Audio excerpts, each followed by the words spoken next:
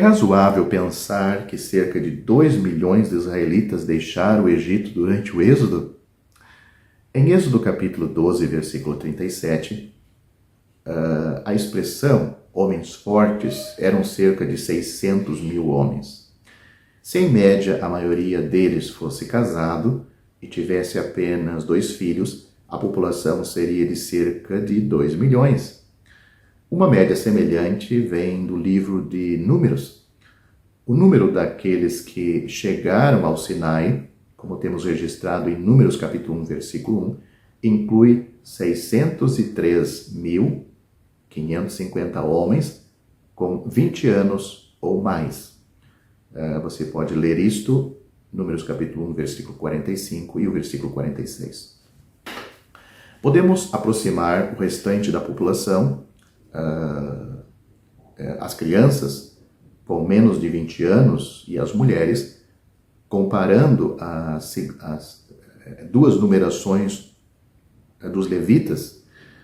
Na primeira numeração, Números capítulo 3, versículo 15, todos os machos a partir de um mês totalizaram 22 mil. Você pode ler isso no capítulo 3, versículo 39.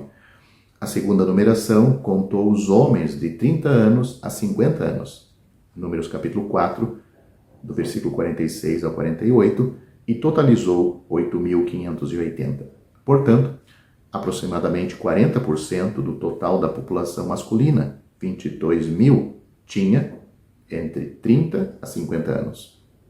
Cerca de 20%, então, tinha entre 30 a 39 anos, e outros 20% tinham entre 40 a 50 anos, embora cada grupo de 10 anos, ou seja, nascimentos de 1 aos 9 anos, dos 10 aos 20, assim por diante, seja provavelmente menos que o grupo de 10 anos anterior. Se somarmos mais 20% para os maiores de 20 anos, o primeiro número de 603.550 homens, 20 anos para cima ou mais, seria cerca de 60% da população masculina. Em números redondos, 600 é 60% da população masculina e seria cerca de 1 milhão. Adicionado uma população feminina igual, traz o número para cerca de 2 milhões. Portanto, quando a população israelita saiu do Egito, tinha em média 2 milhões e 500 pessoas. Se o vídeo foi muito rápido, a numeração foi muito rápida, você pode acompanhar aos poucos, pausando o vídeo e acompanhando a numeração que acabei de citar para justificar isto. Acredito que aqueles que estudam a Bíblia gostariam de precisar onde estão registrado isto que eu acabei de citar neste vídeo. O apóstolo João, na sua primeira epístola, na sua primeira carta, no capítulo 5, versículo 12, ele disse de uma maneira clara e concisa: quem tem o Filho de Deus, tem a vida eterna. E quem não tem o Filho de Deus, não tem a vida eterna. Em um mundo onde nos dizem para aceitar todas as crenças como iguais, este versículo vai contra isto. Este versículo é indiferente a todos os protestos. O poder de se acovardar não fará Deus mudar de ideia. Este versículo é para você ou contra você. Não há meio termo. É categórico. Ou alguém tem Cristo e, portanto, tem a vida eterna, ou não tem. Onde este versículo coloca você? Primeiro, podemos notar que este versículo trata com cada indivíduo. O versículo diz aquele. Note a palavra, aquele que tem, individualmente. Não aqueles que têm. Enquanto esta última frase seja verdade, a natureza pessoal é individual da salvação, ela é enfatizada aqui. Como uma porta giratória em algum edifício imponente, Esta porta aceita apenas um de cada vez. Aqui estão duas verdades importantes. Deus quer que você seja salvo e você é responsável por confiar em Cristo para receber esta salvação. E a pergunta é, você já creu em Cristo? Você tem o Filho como seu Salvador?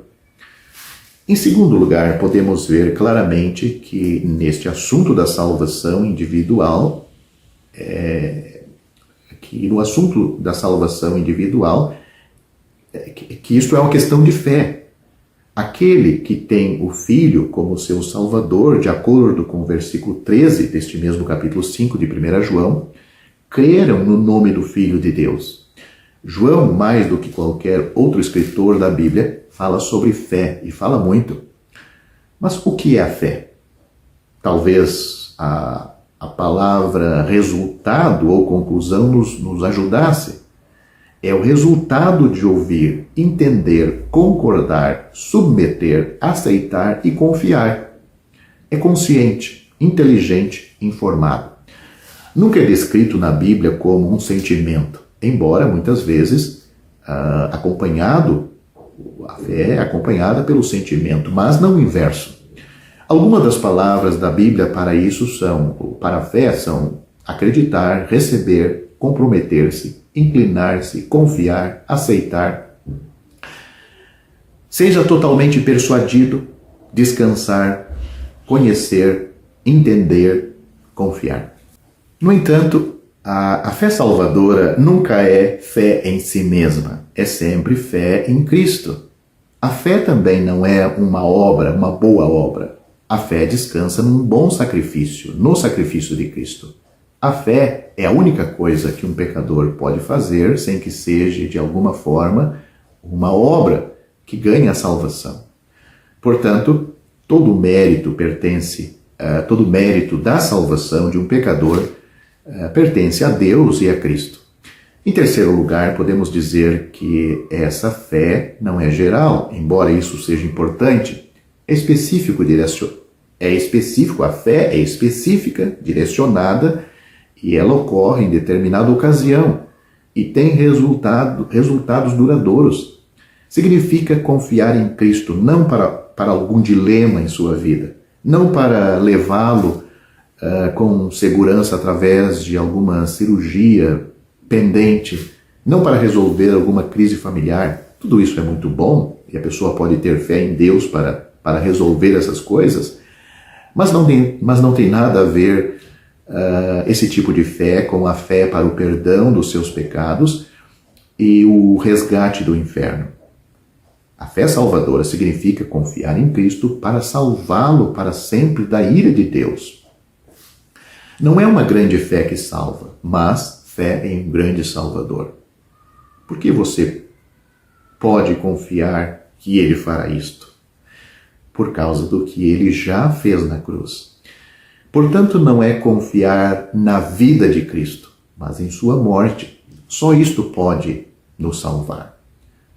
Compreenda e aceita a Cristo como seu Salvador, que morreu por nossos pecados, por seus pecados, e ressuscitou para nossa justificação.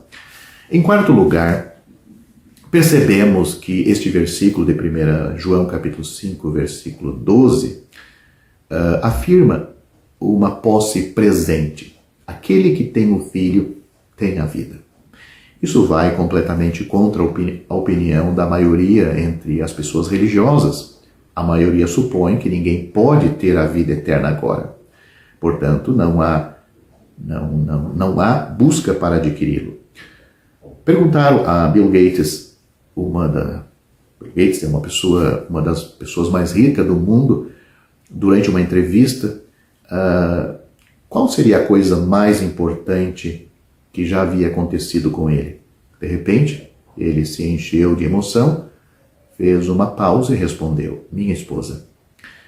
Em meio a toda a sua riqueza, atividades e realizações, ele reconheceu o valor das coisas que não podem ser medidas pelo dinheiro.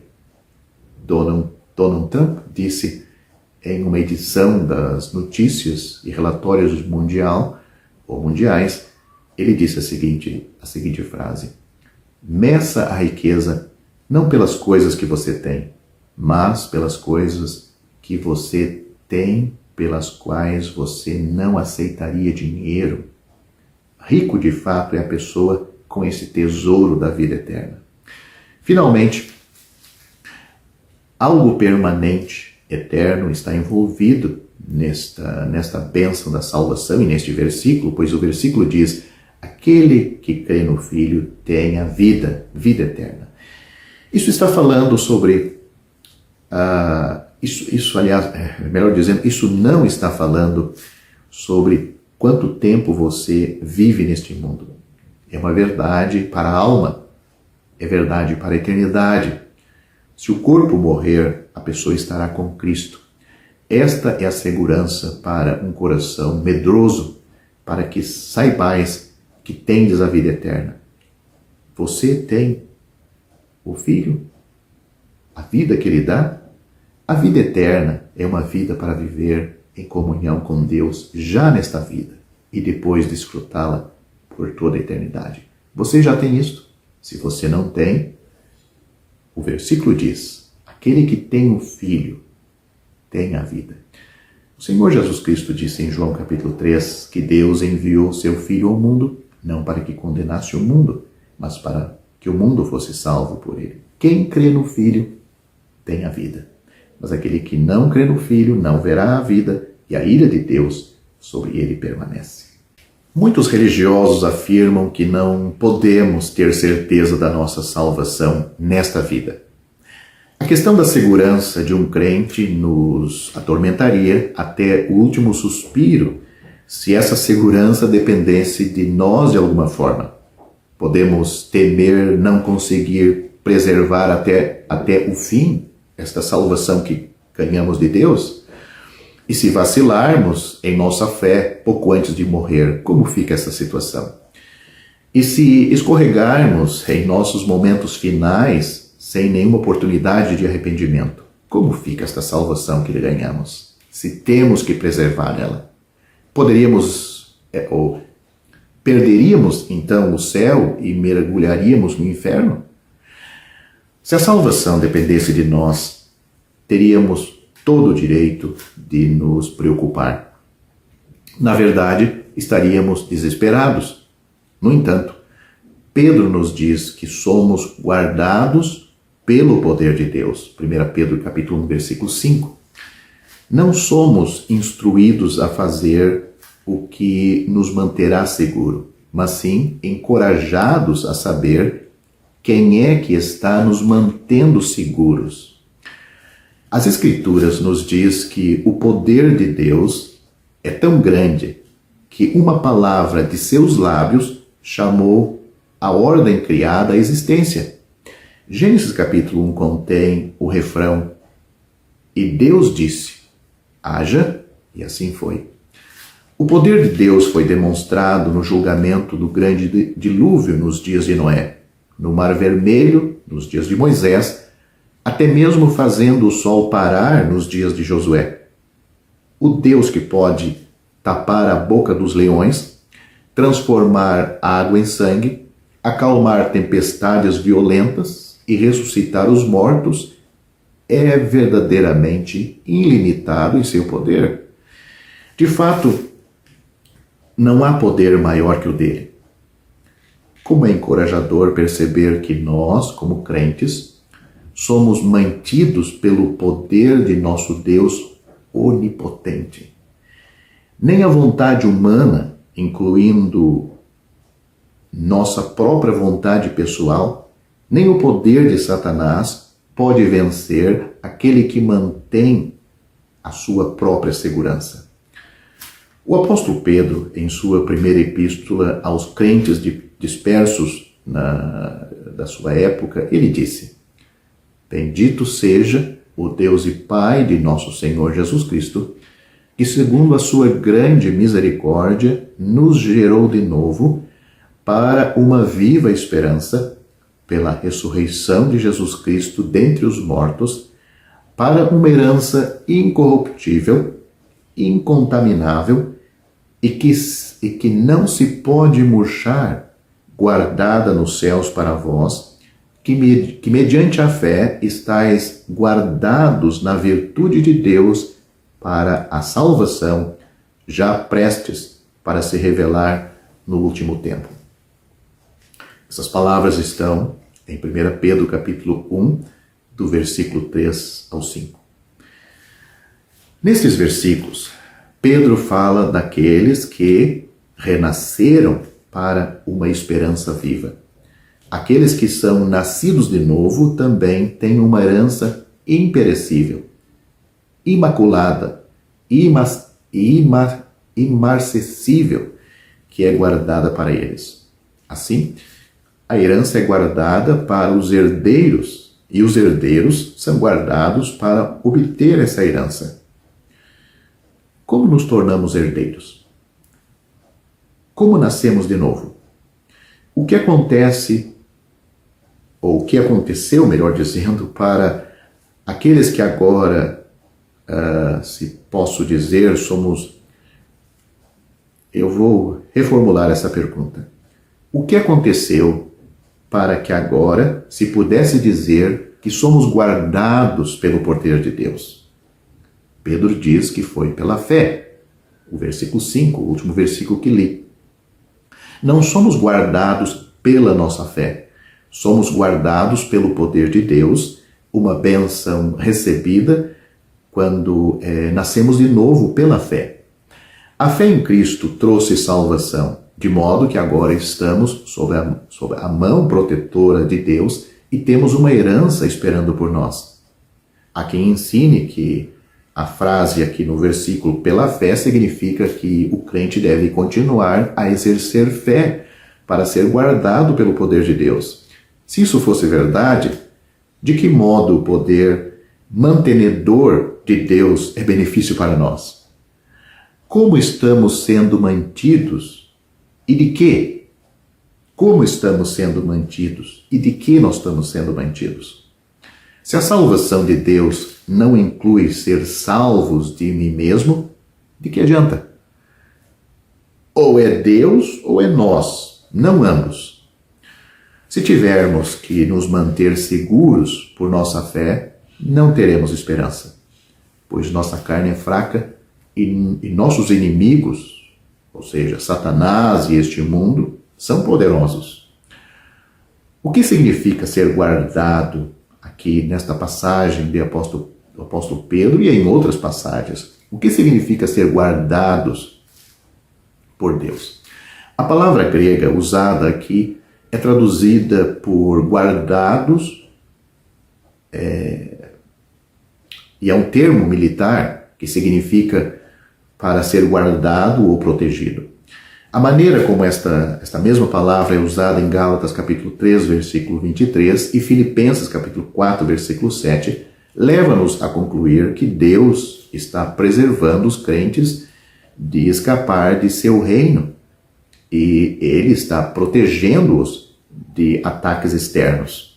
Assim, nenhuma força externa pode nos afastar da mão protetora de Deus, nem qualquer falha pessoal pode fazer com que Deus baixe sua guarda.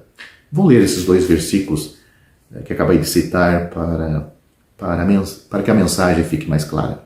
Filipenses capítulo 4, versículo 7, Paulo diz: "E a paz de Deus, que excede todo o entendimento, guardará os vossos corações e os vossos pensamentos em Cristo Jesus." Já Gálatas capítulo 3, versículo 23 diz: "Mas antes que a fé viesse, estávamos guardados debaixo da lei e encerrados para aquela fé que se havia de manifestar." Outra coisa muito interessante é que a palavra guardado é um particípio presente que dá o sentido de que estamos continuamente sendo guardados por Deus. Nunca há um momento em que Deus baixa a guarda, mas sempre somos guardados por Ele para esta salvação que recebemos pela fé quando nos convertemos a Cristo, quando o recebemos pela fé, quando compreendemos que éramos pecadores perdidos e A única esperança de sermos salvos éramos crer nele, receber o que Deus oferece de uma forma gratuita. Porque pela graça sois salvos, por meio da fé. Isto não vem de vós, é um dom de Deus. Não vem das obras para que ninguém se glorie. Pedro acrescenta que esta ação de nos guardar por Deus nos leva até a nossa salvação final, para a salvação pronta para ser revelada no último tempo. A salvação final refere-se a toda a soma do que Deus tem reservado para nós, o gozo da nossa herança. Assim, é impossível ver como a atividade mantenedora de Deus pode cessar. Qual deve ser nossa reação à verdade de sermos mantidos eternamente seguros? A resposta certamente não é com a determinação de pecarmos. Devemos responder com louvor: bendito seja o Deus e Pai de nosso Senhor Jesus Cristo. Como diz Pedro, o apóstolo Pedro, no versículo 1 desse capítulo. Não é de surpreender que devemos responder com alegria.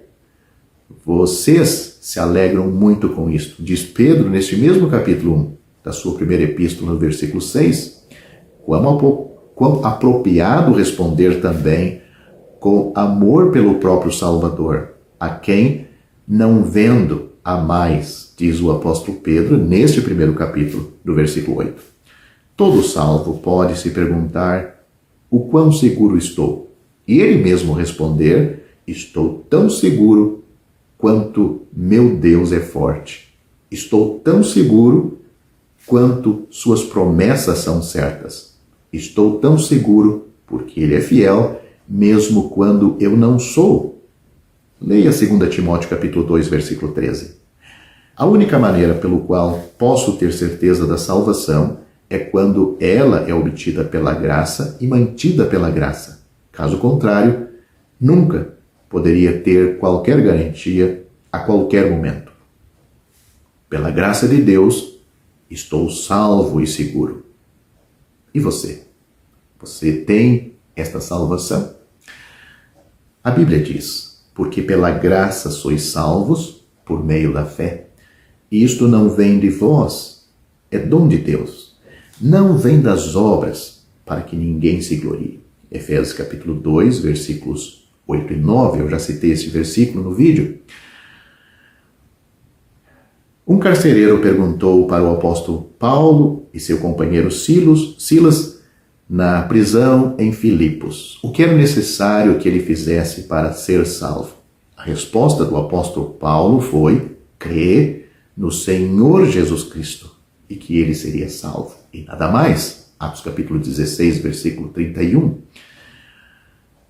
Paulo disse apenas que ele deveria crer no Senhor Jesus Cristo. Ou seja, a fé é a mão da alma que toca no Salvador, recebe as bênçãos da salvação que vem do sacrifício de Cristo, vem da pessoa de Cristo, vem daquele sacrifício que foi para nos substituir no Calvário. Ele levou em seu corpo os nossos pecados sobre aquele madeiro. Ele foi ferido de Deus e oprimido. Ele foi ferido pelas nossas transgressões e moído por nossas iniquidades. O castigo que nos traz a paz caiu sobre ele, e pelas suas pisaduras fomos sarados. Ele levou em seu corpo os nossos pecados sobre aquele madeiro. E o justo padeceu por nós, os injustos, para nos levar a Deus. A salvação de Deus, cabal, perfeita, completa, está preparada. Você, como pecador perdido, eu, como pecador perdido, o que temos que fazer é receber esta salvação. O mesmo que nos salva é o mesmo que nos preserva salvo nesta vida e nos preservará salvos por toda a eternidade. Não tem uma fase nesta salvação, nesta obra da salvação de Deus, em que o homem ou a mulher, o ser humano, tem qualquer parte em preservar. Pelo contrário, como a salvação é um presente, recebemos como presente e ela é nossa, totalmente nossa. Vem de Deus e a sua salvação é tão completa que Deus, aquele que começou a boa obra em nós, ele vai concluir por toda a eternidade. Você pode também descansar no sacrifício de Cristo. O apóstolo Pedro disse: em nenhum outro há salvação, porque também debaixo do céu não há outro nome, não foi dado outro nome, não foi colocado o assunto da salvação sobre outra pessoa, porque o nome da Bíblia fala da pessoa. Ele disse: em nenhum outro há salvação, porque também debaixo do céu nenhum outro nome há dado entre os homens pelo qual devamos ser salvos. Só por Jesus é que nós somos salvos. Atos capítulo 4, versículo 12. Portanto, para você ser salvo, a minha resposta é a mesma que o apóstolo Paulo deu ao carcereiro. O apóstolo Paulo e Silas deu ao carcereiro quando lhes perguntou o que era necessário ser feito para ser salvo. A resposta foi, e a resposta é, e a resposta será: crê no Senhor Jesus Cristo e você será salvo. Salvo do inferno, porque é isto que o pecador merece por causa dos seus pecados. Salvo da força, do poder do pecado que está em cada um de nós. Salvo das ciladas e das tentações do inimigo. Salvos deste mundo que jaz no maligno. Salvo para Deus. Salvo para o céu.